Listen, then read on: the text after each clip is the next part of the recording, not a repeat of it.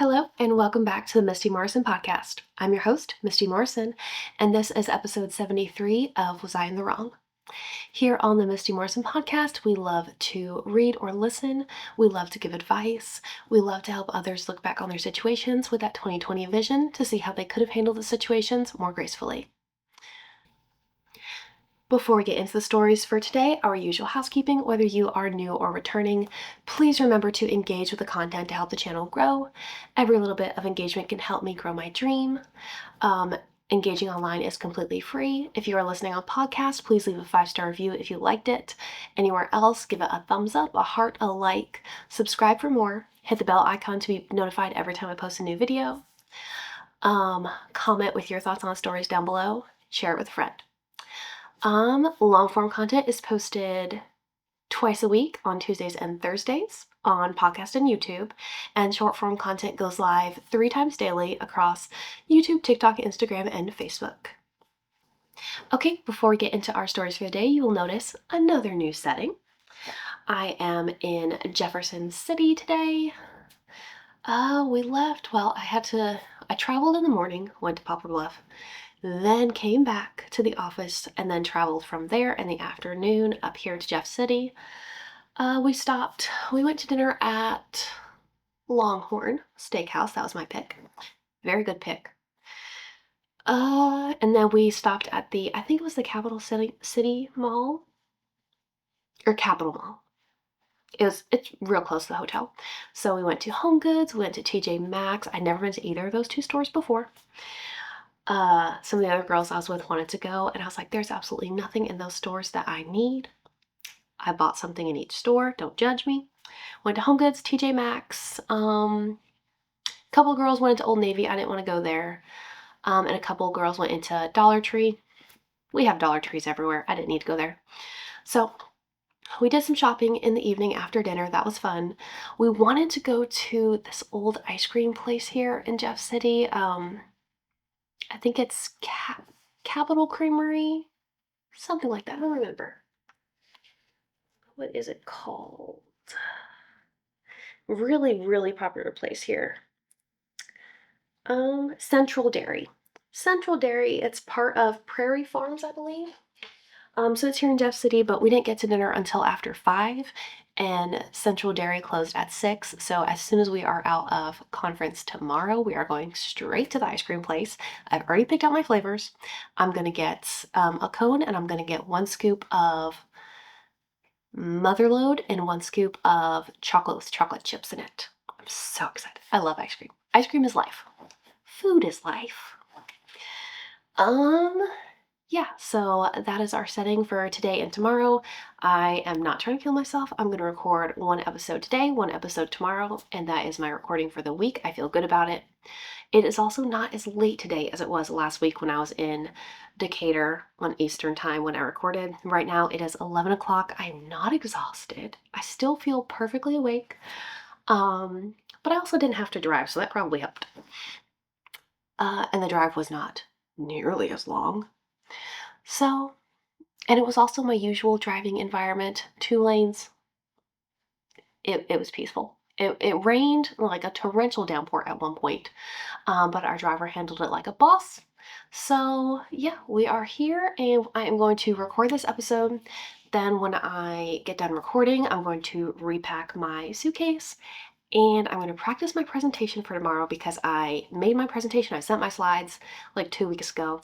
Haven't looked at it since, haven't practiced my presentation. I'm giving my presentation after lunch tomorrow, and I have to land between 5 and 8 minutes. Wish me luck with that. Okay, enough about my fun trip. It's a work trip, but I love any kind of trip. So, into our stories for the day. Story number 1, this needs to be closer, I can't see that far. Story number 1 is coming to us from r/AITA-H. AITA-H for wanting to end a friendship because my close friend hid her engagement and marriage from me. I, 32 female, and my friend Kiko, 30 female, have known each other for about 10 years and have been very close for the last 7. I live in Japan. She's Japanese and I'm not. Kiko has never shared much about her personal life. We usually talk about deeper topics like politics, philosophy, and work, but she rarely mentions family, relationships, or daily life.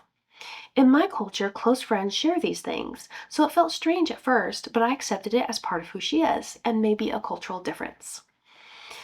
I'm already interested because you said she never shares much about her personal life, but we usually talk about deeper topics like politics, philosophy, and work. In my mind, deeper is your personal life because when you're sharing your personal life, you're being vulnerable. And I feel like talking about work is not the same thing. Yes, philosophy and politics can be deep, but still not as vulnerable as anything that is unique to you. We also have a mutual close friend, Yuri. Keiko has had a boyfriend for 2 years, but she only told me after 6 months, and only because I asked. I told her back then that hiding things like that hurt me. After that, Yuri and I would sometimes jokingly tell her not to hide it if she ever got proposed to. Once Yuri joked she might get a proposal for her birthday, and Kiko said, "Don't say that, you'll give me false hope." Then this January, Kiko sent a group message saying she was getting married. I was surprised, but congratulated her. About a month later, Yuri met her and found out Keiko had already gotten legally married and had actually been proposed to a year earlier. I had no idea. When Yuri told me, we both felt really hurt. What hurts most is that when we were joking about a proposal, she had already been engaged and said nothing. It made us feel like she doesn't see us as close friends. It's been 4 months with no contact. Now she texted asking to meet next week.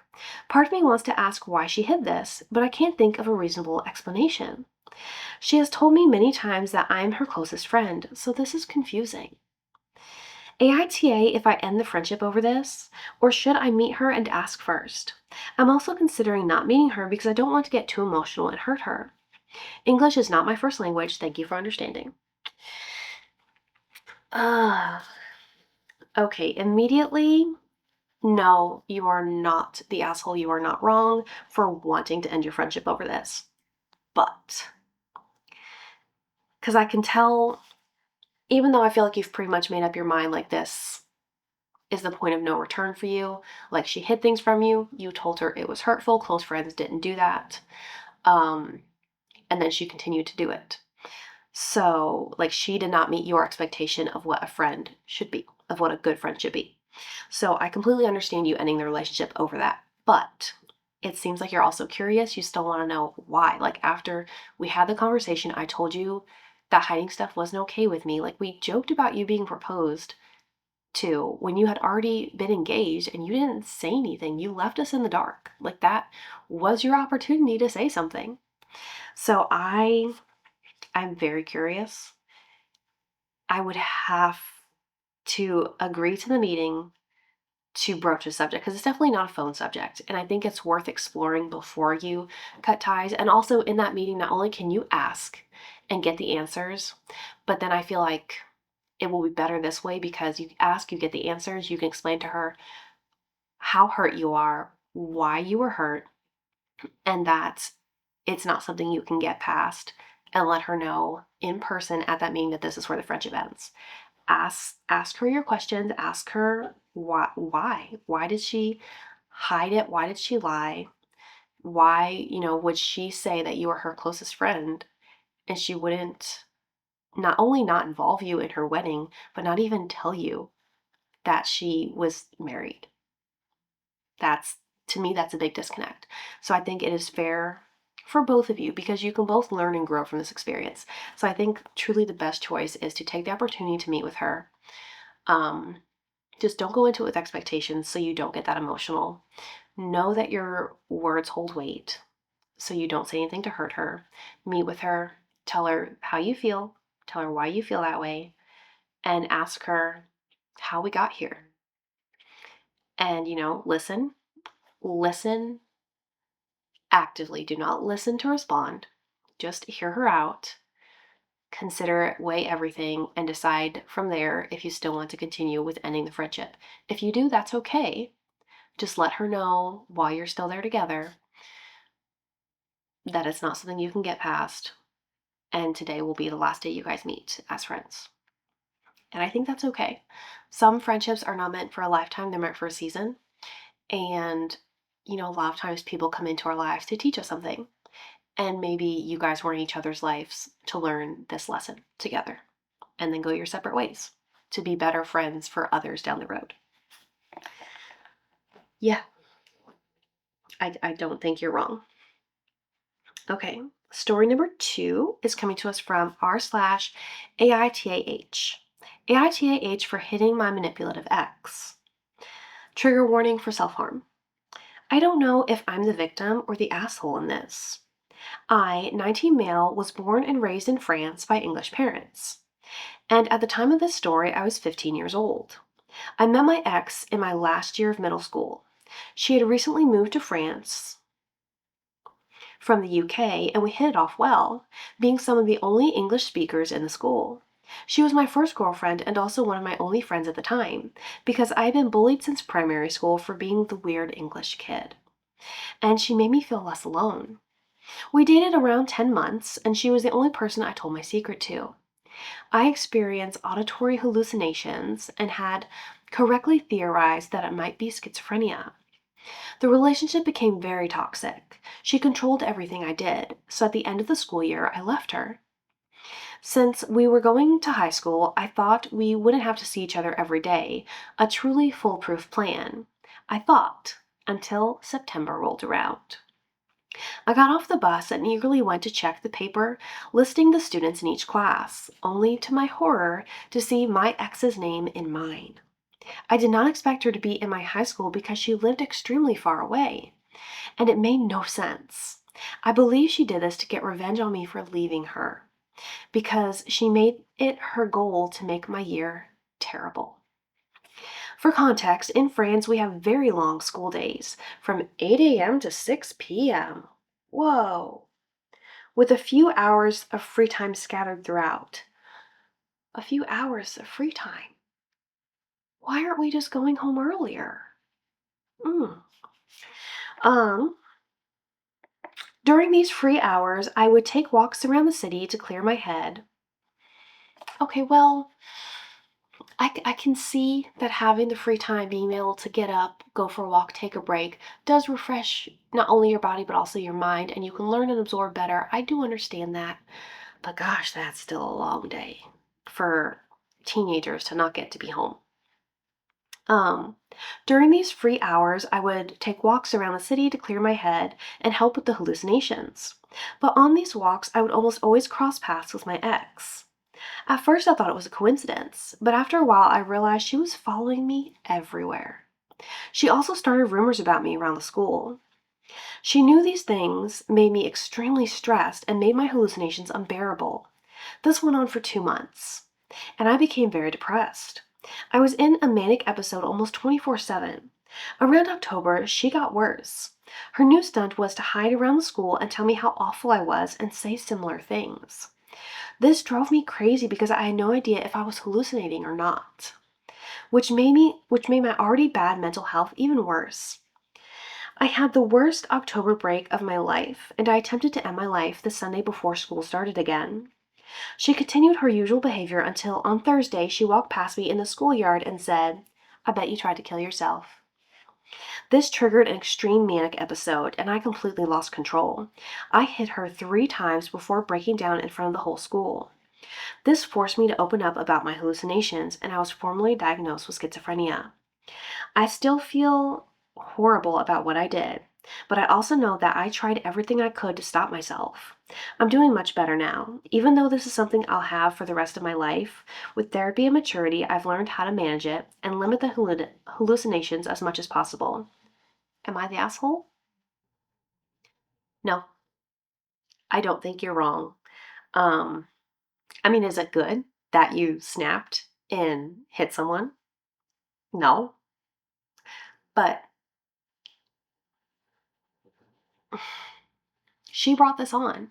She knew that you had a condition that affected your mental health, and she preyed on that. She never cared about you. You told her your deepest secret that you were struggling with hallucinations. You were scared to tell anyone else, and she took complete advantage of that information that you shared with her in trust and used it to psychologically abuse you, to torture you. For a year, she was acting like a hallucination in real life. Honestly, it's kind of terrifying. It sounds like something out of a horror movie. Like she knew how she could get to you and went out of her way to do it. Not even the fact that she went to your school. She would follow you when you went on walks. She hiding around the school to like whisper and make you hear things and then wonder if they were real or not. That's cruel. That's torture. That's abusive. She, in my mind, she did this to herself. She knew what she was doing. She knew that you could be triggered. She was being cruel, and regardless of whether or not hitting her was right, she had it coming. She got her comeuppance. Was it rough? Was it violent? Yes, but she got her comeuppance. Hopefully, she learned that lesson very quickly and never did that to anyone else. I don't think you're wrong. She pushed you to this point. Is it awful that you let it go on for this long without talking to an adult, without telling someone who could help you? Yes, but you were a teenager. You did the best with the information that you had at the time. It might be a hot take because a lot of people are very anti-violence. We don't hit anybody for any reason. But she drove you here. And I don't blame you. I don't blame you. I don't think you're wrong. Um, she was wrong for what she did to you to push you to such a fragile state. Story number 3 is coming to us from r/AITAH. AITAH for staying behind when my stepfamily moved for my stepbrother's cancer treatments. My dad married Nuala 3 years ago. I, 18 male, was dad's only child, and Nuala had 3 kids. Josh, 18 male, Caitlin, 14 female, and Rory, 11 male. We all get along fine, but last summer there was a fight and a decision I made is something they're not really over.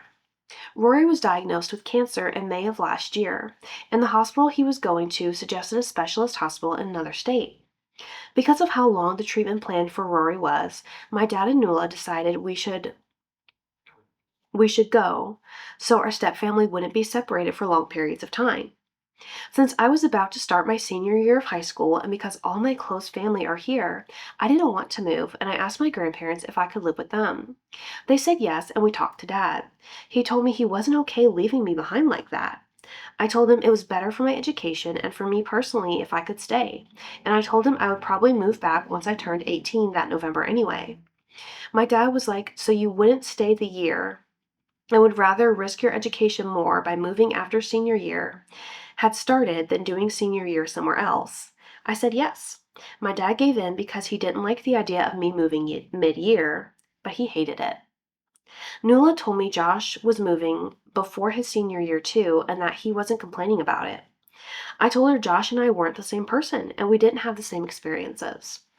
After the move, Dad and I would talk on the phone every few days. I flew out once for a few days and flew back home. Dad was supposed to fly back for my birthday, but it didn't work out. I haven't really spoken to the others much.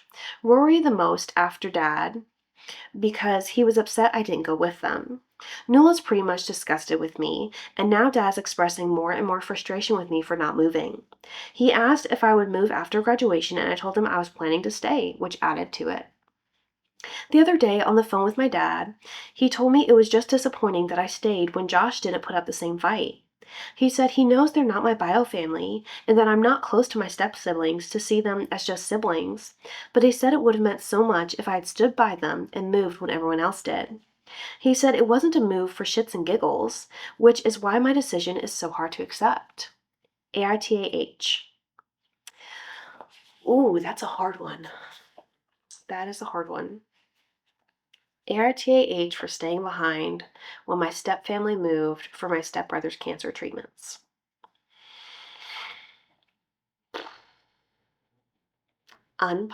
This could be an unpopular opinion, but as a very individualistic person,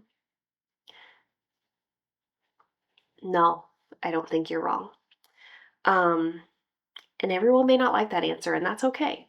Because, like our OP here said, we're not the same person, and we all have different experiences.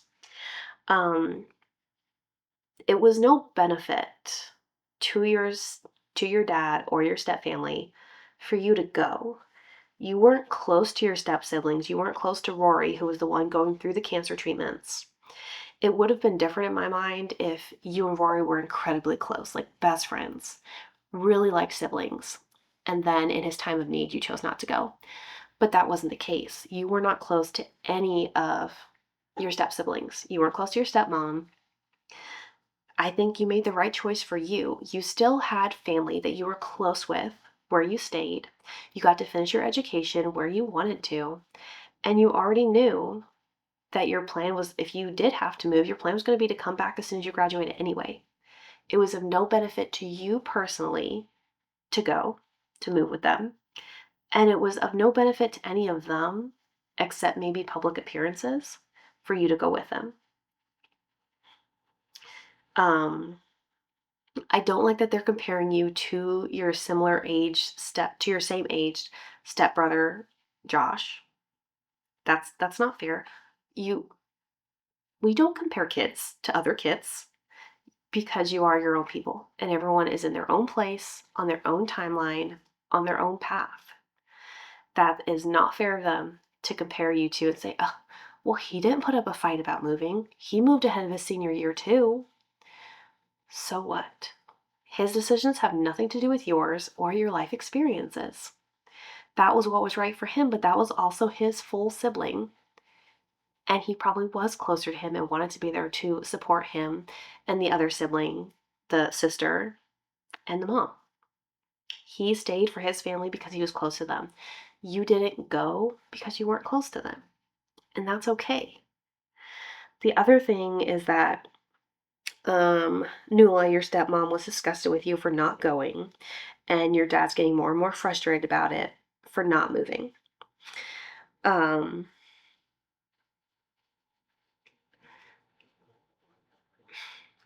I get that when your significant other is in a bad mood and they're complaining about the same thing all the time, it weighs on you. And you probably wish that problem would go away. The problem in this case being you and your choice to stay. Um, but that really also is not right for your dad to act any differently or treat you differently. He can be as hurt about it as he wants to, but to act differently because his wife is upset about it, that's not the right reason. But more importantly than that, later down at the bottom, when he said, it would have meant so much if you had stood by them and moved when everyone else did. And because it was like a necessary move, that's why your decision is so hard for him to accept. And I get, like, again, the visual appearance, the public appearance of solidarity, of standing by them. But still, it served no purpose. It served no purpose for you to go. You weren't benefiting anyone. I think you made the right decision for you when everyone else was making decisions for Rory. And that's good for Rory. I'm glad Rory had the support that he needed when he was going through this difficult time at such a young age. But you not being one of the benefits, I don't blame you for looking out for you and doing what was in your best interest. You said you really rarely talk to any of them. I mean, yes, you said Rory is upset, but it's not fair for anyone to expect you to give up like your high school career, as they say, just to be a support for someone that you weren't close to when he had truly better supports, people that he was close to and cared more about. So no, I think you're right. That could be unpopular. I don't know. Tell me if you don't think that's a popular opinion, but I think you're right. Is it a messy situation? Yes, but I think you made the right decision for you. Um, we are quite over on time, but I want to do a short palette cleanser. Just a short one. Okay, this is the shortest one that I see. Story number, I think 4. Where are we? Where are we? Yes, story number 4 is our palette cleanser. It is coming to us from r/random acts of kindness. Random Olive Garden patron blessed me and my boyfriend with a crazy amount of chocolate mints. Me and my boyfriend went to Olive Garden tonight. We go there all the time, but not that specific location. And there was a nice mom with two little kids sitting at the table next to us.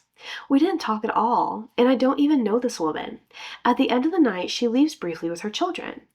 And me and my boyfriend were soon about to leave the restaurant. It's almost 9 p.m. We get the chocolate mints from the waiter. He gave me and my boyfriend 1 mint each. I was a bit sad because I really freaking love the Olive Garden mints, but I was like, whatever, it's just mints. When the woman and her two kids come back, she stops by at her table that was right next to ours, and after looking around to make sure no one was looking, she went, shh, and slyly handed my boyfriend this container of Olive Garden mints. We counted, there's 32 of them. Bless this woman and her psychic powers knowing I wanted more mints. Oh my gosh, and the first comment says, I love it, it was meant to be. And Opie replied, right, she was so nice. That's sweet. That's sweet. I love that we read a palate cleanser today. Okay, so that is 4 stories for this week's episode of Was I in the Wrong? Thank you so much for being here for another episode of the Misty Morrison podcast. Wish me luck on my presentation tomorrow. Remember, start each day with a grateful heart. Kindness changes everything, and I'll see you guys next time. Bye.